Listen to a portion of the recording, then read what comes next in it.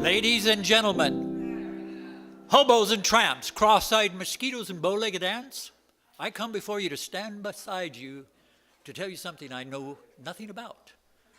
There will be a round table discussion with square edges and free admission pay at the door. Grab a seat, and sit on the floor. Welcome to the Oregon Fellowship of Reconciliation Fall Conference Gathering. Thank you all for being here. Thank you for taking the time out of your life to be here, to work together. My name is John Roy, and I'm the MC for the program today. I want to start with some gratitudes. I've been told, with a few years of sobriety, that gratitude's a pretty healthy thing to do. This church, is Pastor Charles here somewhere? Just stand up. In a moment, I'm going to call you up here. Thank you, Pastor Charles. And Bruce is a member of this congregation, and I think that's the contact, and that's how this came about. And I want to thank Bruce, and I want to thank Nancy Baker-Croft. Bruce, where's Bruce Stock? He's probably getting things fixed. I want Nancy, Mark, Babson. These were the people who planned this. Oh, and Lee Coyne. I'm sorry, Lee. And Paul LaRue. Where's Paul? Is Paul here? Paul LaRue. Thank you very much for doing this. As you've seen the program, the outline of the program, we're busy. We're moving fast. We've got a lot to cover. I would like for us to start by being quiet for about 30 seconds, breathing quietly, doing on your own what you do when you sit quietly.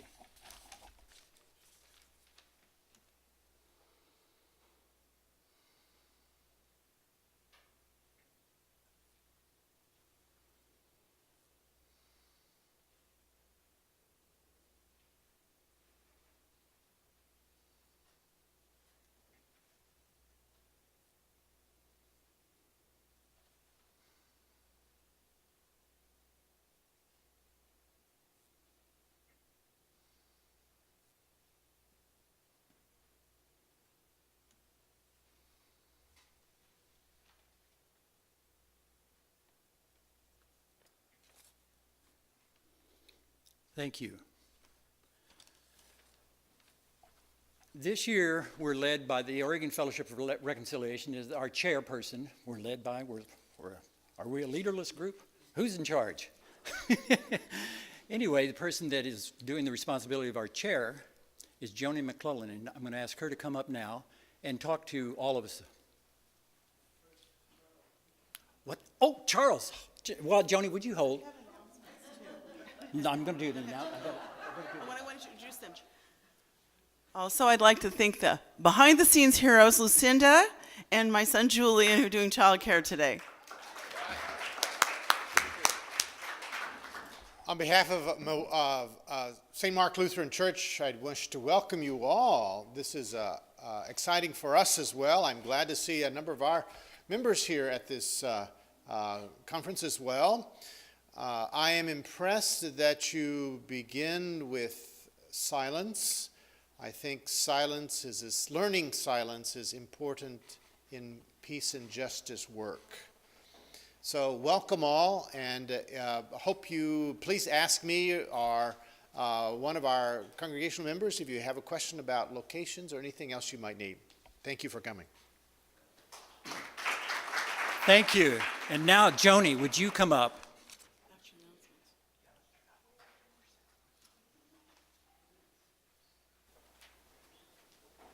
Good morning. I'm Joni Mcclellan. I'm the chairperson of this incredible organization called the Oregon Fellowship of Reconciliation. We are a state affiliate of the United States FOR, which is called, we call it national, don't we? Isn't that kind of what we call it now? Their headquarters are in New York, and it's part of the global picture, which is International FOR, whose office is in Holland, in the Netherlands, and next year they will be celebrating, along with all of us, our centennial, which means 100 years, and that's pretty extraordinary, I think, for this organization to be spending the next 100 years in celebration of the last 100 years. FOR was established in Europe prior to World War I, when a group of theologians came together at a place in Germany to try to stop the war from happening. It was a struggle, as you can imagine, and their conference had to close because the war had started and there wasn't anything that they could do. But they promised to meet again and start this incredible fellowship so we would have no more wars. Well, as you know, we continue to have wars. I think we continue to have continuous wars lately. Nevertheless, we are doing our best to try to combat that and find peaceful ways of reconciliation for all. This organization in Oregon started many years ago, and we're looking for someone who would like to be an archivist so we can actually know what date it started, who started it, and I know we have lots of people here who have been members for a very long time, but I'm still not exactly sure. I meet somebody in Portland, for instance, and I say, have you heard of this? And he says, well, yes, I've heard of it. In fact, I was on the national committee. And this was a fellow who's on a radio station on KBOO. His name is Cecil Prescott, and he was a member of FOR and was on the national board. And of course, I'm going, duh, you know. And another person, too, who was an executive director of FOR. There were two, Diet, and as well Michael Sondleiter. And it's just amazing how we have this history and we don't quite have all the pieces fit. Actually, it's me who doesn't, I think, but I'm looking forward to getting this all together so we can be able to tell you who's who and who was and who still is in our organization. We have a couple things coming up which are very exciting, and that first one is the furthest one away right now that I'm going to tell you about. That's an event called CBEC. It's going to be the 55th annual meeting of the Western states, which includes Washington and Oregon, and it's held at a place called CBEC, an idyllic place on the Puget Sound on Hood Canal, and it is just a beautiful place to meet for a weekend. Our weekend is traditionally the 4th of July weekend, and so the theme this year, I believe, is called Taking Back the 4th, meaning the 4th of July, but also the Fourth Amendment as well. And we're working on how do we then encompass our themes together. You're welcome to join us in being on the committee, coming up with some ideas and working on workshops. And it's just an amazing event for a whole weekend of singing, dance, community, fellowship, and lots of great speakers. We already have 3 keynote speakers as well as different workshops that will be happening, and just lots of wonderful things going on. Yes, it's great. We've got some speakers that are sitting in this room right now too. I don't know if you know that Oregon also is kind of a sister community with Washington State, and that's Western Washington. They're having an event coming up called The Realities of the New Jim Crow. Now, some of you might have already received this. I have only 2, and I'll leave one out on the paper if you're interested. The event is going to be in Lacey, which is just outside of Olympia, Washington. It's a one-day retreat like this, and it's going to be really a special retreat as well. So I welcome you to look at this and see if you'd be interested in attending. In 2 weeks, we have an event that we're co-sponsoring with, and that is called the Tree of Life. It's the second conference here on the West Coast. You all have flyers, and there's going to be a concert the night before. This is put together by a group of people, including us as a sponsor for this event, that want to see what we can do about coming up with ways of either just education as well as understanding for the conflict that still exists in Palestine. and Israel. So you're welcome to consider this as well coming up. It's going to be a Sunday afternoon, and I do hope that you're able to attend. If you are, I'm the registrar, so you can, if you want to attend and feel like you can commit now to attending, just give me this part of the brochure and I will sign you up. This event is so great today. I'm really excited that our team has come together with a wonderful program, which I know that you're going to love. I happen to have brought my stopwatch because I think we're going to need it, because it's already 20 minutes after 9, and I think I'm supposed to be done 5 minutes ago. So I would like to invite back our incredible MC, without nose, my dear friend, you know who. Thank you.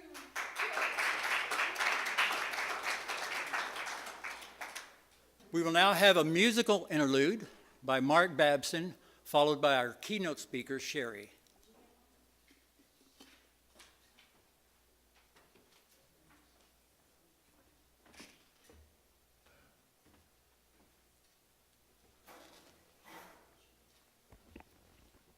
Good morning.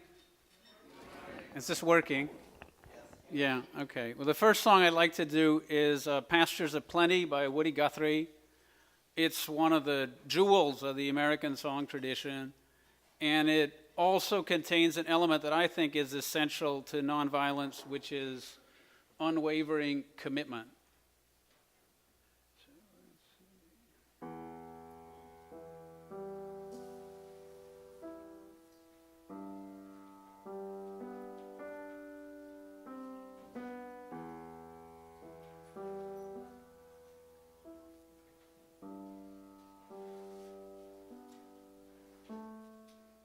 It's a mighty hard road that my poor hands have hoed.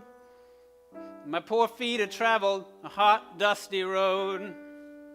Out of your dust bowl and westward we rolled. Your desert was hot and your mountain was cold. I worked in your orchards of peaches and prunes. Slept on the ground in the light of the moon. On the edge of your city, you've seen us, and then we come with the dust and we go with the wind. California, Arizona, I make all your crops. It's up north to Oregon to gather your hops. Dig the beets from your ground, cut the grapes from your vines. To set on your table the light sparkling wine. Green pastures of plenty from dry desert ground. From the Grand Coulee Dam where the water runs down. Every state in this union, us migrants have been. We work in your fight, and we fight till we win.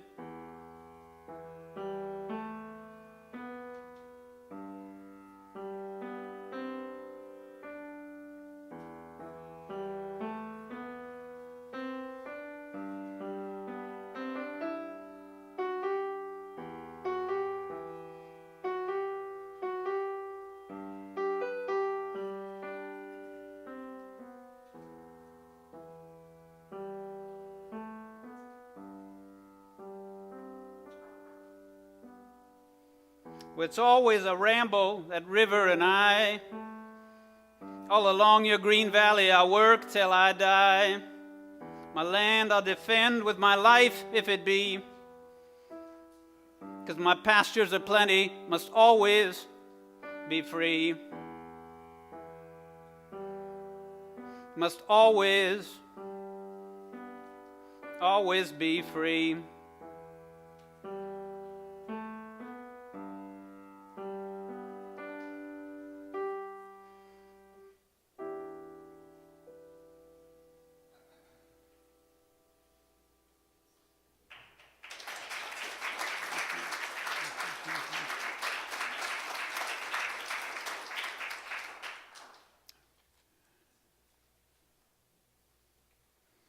Okay, the other song that I'd like to do is written by Miriam Therese Winter in the 1960s. She volunteered with the Catholic Medical Mission Sisters to work in Africa, where she hoped to be a doctor. And instead, she was assigned to teach music, which is something she felt unfit to do and uninspired about. And nonetheless, she created a new type of song, very simple and personal, and her songs have been sung all around the world. This one is called Spirit of God.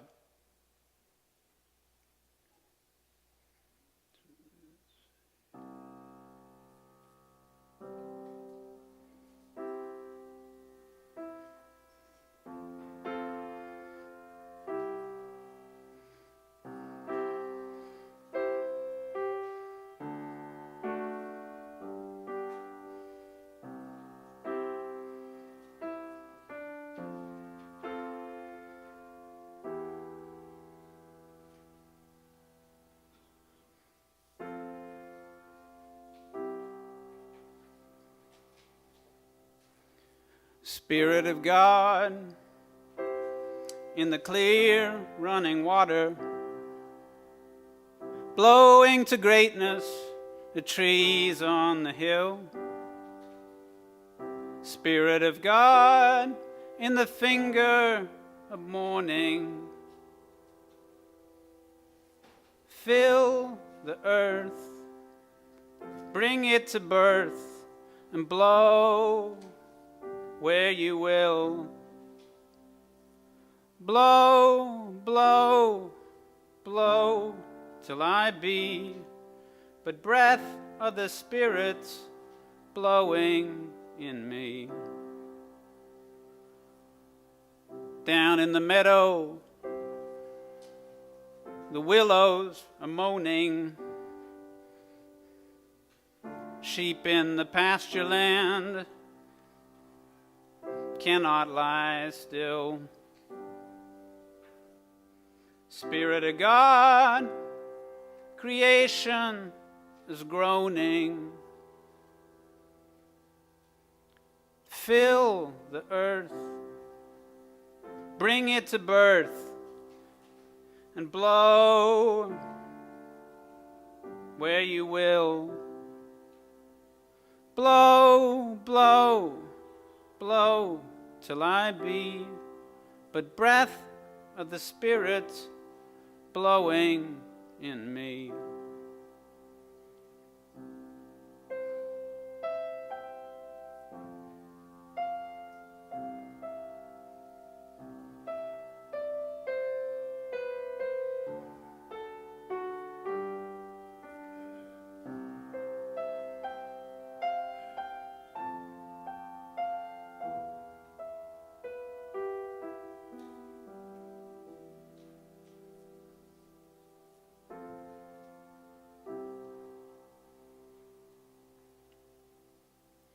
Spirit of God, everyone's heart is lonely, watching and waiting, and hungry intel. Spirit of God, we long that you only fulfill the earth, bring it to birth, and blow where you will. Blow, blow, blow, till I be but breath of the Spirit singing, blowing in me. Thank you.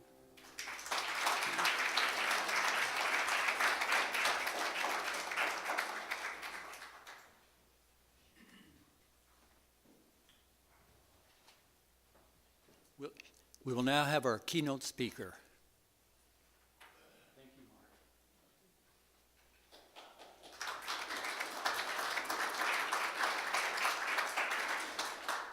Good morning. It's an honor for me to be able to do this in my own community right now at a time that is very close to the anniversary of the event, or the happening as it is called. I'm humbled to bring you a story of a pretty remarkable people on their journey about forgiveness In 2006, Charlie Roberts walked into an Amish school and shot 10 little girls in Nickel Mines, Pennsylvania. The unimaginable carnage left a community that was bereft and shaken and shattered as individuals, but unwavering as a people of faith and forgiveness. I've been privileged to watch their journey in these ensuing 7 years.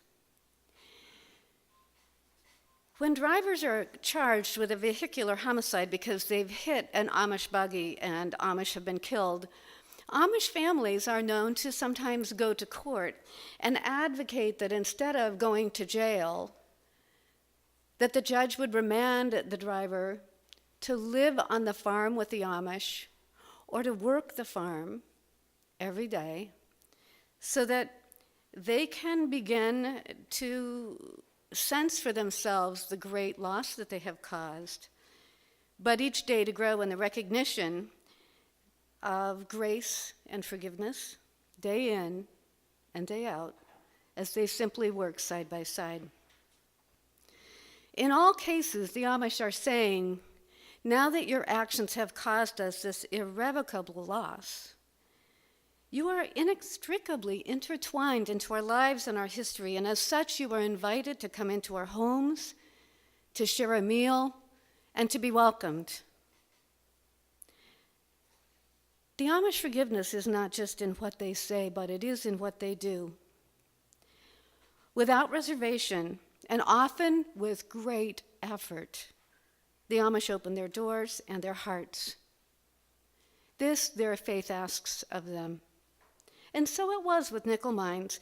Within hours of the shooting, Amish were in the home of Marie Roberts, who is the wife of the man who did this, to assure her that they held no grudge. And on that same day, they were also in the home of Chuck and Terry Roberts, Charlie's parents. So just imagine, the Roberts and the Welks were invited to go to the girls' funerals. The Roberts family could not bring themselves to attend any of the funerals, but Charlie's funeral was on Saturday. After all the little girls were buried, 10 little girls were shot, 5 survived and 5 died. He was to be buried next to his daughter Elise, who had died moments after her birth years earlier. Now, many of the cemeteries in Pennsylvania are this little collection of headstones sprinkled amongst the farms and the fields. And this particular cemetery is next to a huge barn that was built for storing the milk tanker trucks that Charlie drove when he would go to the local Amish farms, indeed these very families, to deliver their milk for pasteurizing.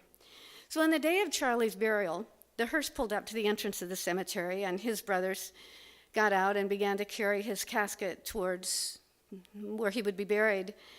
And a large door in that barn opened, and about 40 Amish slowly walked, gathered around this collection of people in a large and respectful circle of compassion, enveloping this grief-stricken family and walking with them with their billowing black jackets and skirts, forming an impervious shield from the media. This from a people who refused to be on camera. They remained throughout the burial service, and at the end, they moved in a different configuration in order to essentially form a receiving line where they introduced themselves to the Roberts family. These were not just representatives of the Amish. They were, in fact, the parents of the girls who'd been shot. In very short order, 100 of the Amish victims' families gathered at the fire hall to meet with the extended family of Charlie Roberts. The fathers of each of the girls stood up to introduce themselves and their extended families, and the Roberts and the Welks introduced themselves as well. The Amish wanted the family to know that everyone wanted them to stay in the community, that they would have more love and more support here than any place else they could go. One of the fathers told Charlie's wife that the most important thing was that their children grew up to have as normal life as possible, and that they, the Amish, would do anything they could to help foster this. They spent an hour together asking open questions and displaying a commitment to continue to grow to know one another. As they parted, the families let it be known that they wished for the Welks and the Roberts to visit them in their homes. The Amish say that forgiveness is not in their words, but in their actions. And their actions were monumental. While millions of dollars were donated to the fund in response to the nickel mines tragedy, none of that money went directly to any of the Amish families who suffered losses. It did pay for hospital beds and ramps and so on. So the families wanted the Roberts to visit, and so Charlie's mother, Cheri, gathered all of her courage and every ounce of her faith, and one by one visited every family who had a daughter who had been at nickel mines that day. So for months after the happening, as they call it, each of these families had between 30 and 50 people, other Amish families, who would come to visit on a Sunday because that's their traditional day for visiting. So Cheri was never really just visiting the family of a girl who was injured or deceased. She was really in the midst of 30 or so other visiting Amish as well. Now, it's a thing to ponder what this is like. Cheri drives a Volkswagen station wagon, and so we pulled into one of the Amish homes for a Sunday visit. And the first thing we did was look around and ponder, like, where do you park a Volkswagen? Like, do you kind of try to parallel between the horses and buggies? Or, like, should you maybe take a car out by the barn instead of where the horses are? Always the pre-adolescent boys would scurry out onto the driveway. They would be so delighted to see a car in their driveway. And always they would rush over to the window as soon as we would stop. They'd knock on the window, and she'd roll her window down, and they'd say, "You're welcome, you know. My mom says to tell you, come on in." So we would enter, and not a soul would stir, not a muscle would twitch. Not one of those 30 people, Amish, sitting in a large circle in that living room would even shift in their chair as if to think, oh, this is the mother of. They sat patiently and quietly waiting while we would make our way around the entire circle, shaking hands and greeting each one. And finally, Cheri had to face introducing herself to the injured girl if the family's daughter had survived. As many of you know, when Charlie Roberts stepped into that school and released the teacher and all the little boys, he had in mind terrible things to do. And in very short order, he had all 10 little girls lined up facing the chalkboard, tied onto a board at the front of the room. So with the police on bullhorns and Charlie on his cell phone, the gravity of the situation was increasingly evident even to the youngest of them. One of the girls asked Charlie, "Why are you doing this?" And he told them that he was angry with God for having taken his firstborn child, who died only 20 minutes after birth. And the girls asked him, "Have you prayed about it?"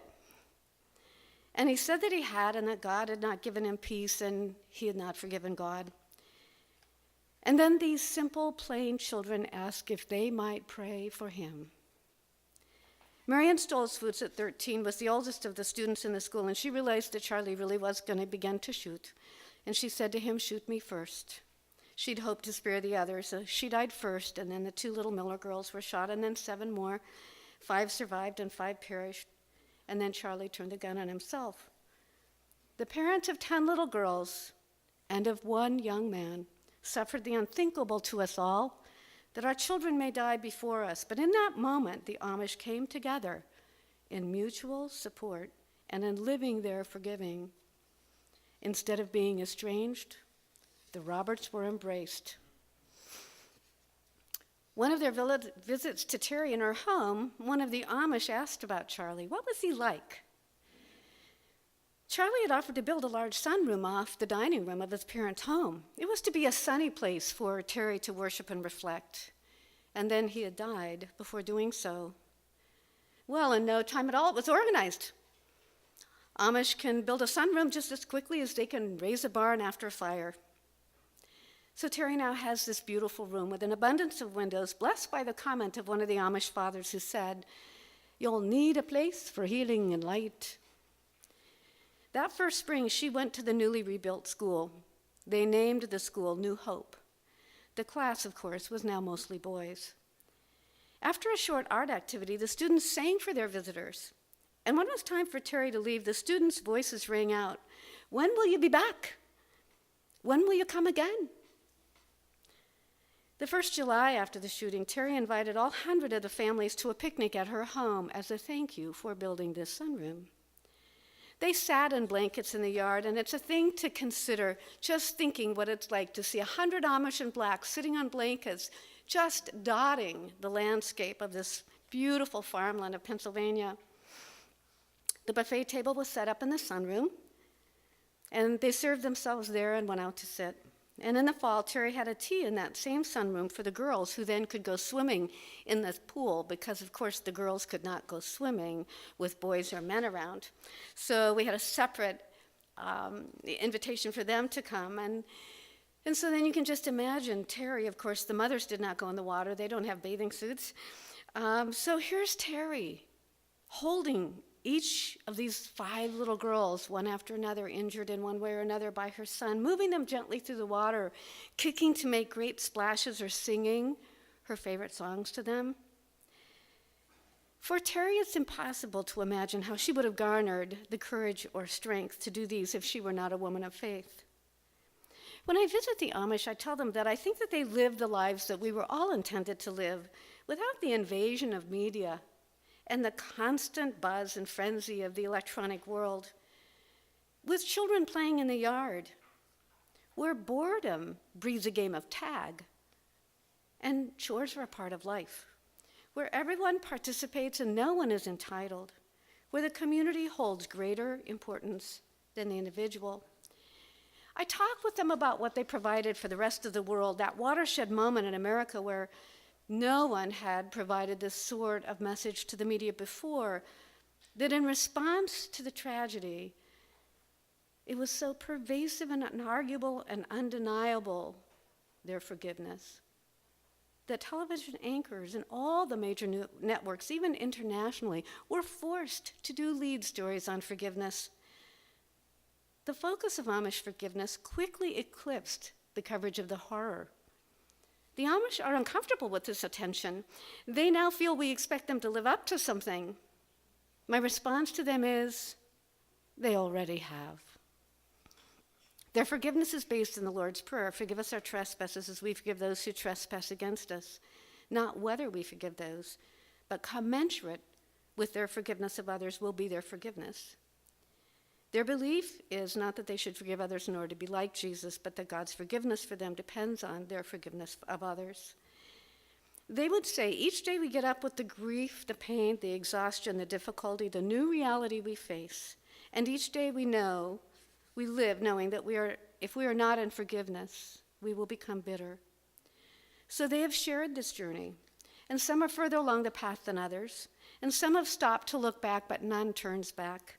They refuse to turn hurt into hate, but none of this is any easier for them than it would be for us, even though it is imbued in every aspect of their daily lives, because this their faith asks of them. Near the anniversary of the shooting, Cheri had a gathering of the Amish in her sunroom, and this time it was of the nickel mines mothers for a luncheon. And so we took time to share around the circle, and each talked about something that the last year had held. 3 of them nursed or rocked new little ones that had been born since the happening, one of which had been named after one of the little girls. I asked them, what might I share with others about your recovery? People want to know how you're doing. In respect for their privacy, I'd not spoken publicly about their lives, about their recovery, or about their relationship with Cheri. The children who survived continued to have physically challenging recoveries ahead of them, and some were much more critical than others.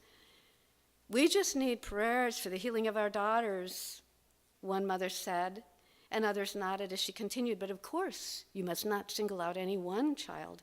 Just ask that they continue to pray for our girls, all of them. This from the mother of Rosanna, who now at 13 is paralyzed and still receives continual palliative care.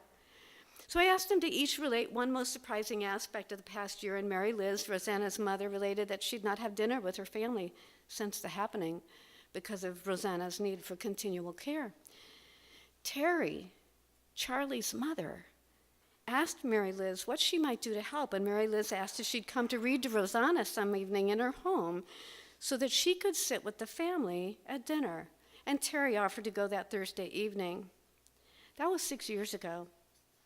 Terry has continued to read to Rosanna, to feed her through her feeding tube, to bathe her, to diaper her, to put her to bed, and to sing her to sleep nearly every Thursday night since. So we might look at the Amish and wonder how we might be or might live more as they do. There is much that I see, that I envy, but perhaps we are not called to get off the grid of electricity or ditch our cars in favor of the horse and buggy. But perhaps we could take the spirit, the dedication, the understanding, the willingness, the commitment, and indeed their actions of forgiveness into our everyday lives, in how we live at home, in how we interact at work, in how we are as neighbors, as how we navigate the difficult times with others. How can we take that spirit of forgiveness and every day put it into action in the toughest corners of our lives? What circumstances in our own lives call for this? How might you move towards reaching out in a new and forgiving way to someone who comes to mind for you now? Who is it that longs for your forgiveness? Whether one is a person of faith, considers oneself spiritual but not religious, or is a person of conscience, is that not what our highest and best selves asks of us? Thank you.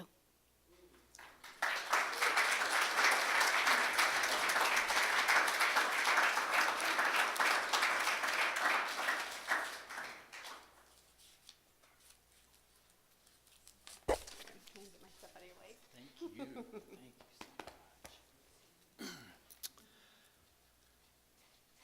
Could we have another moment of quiet?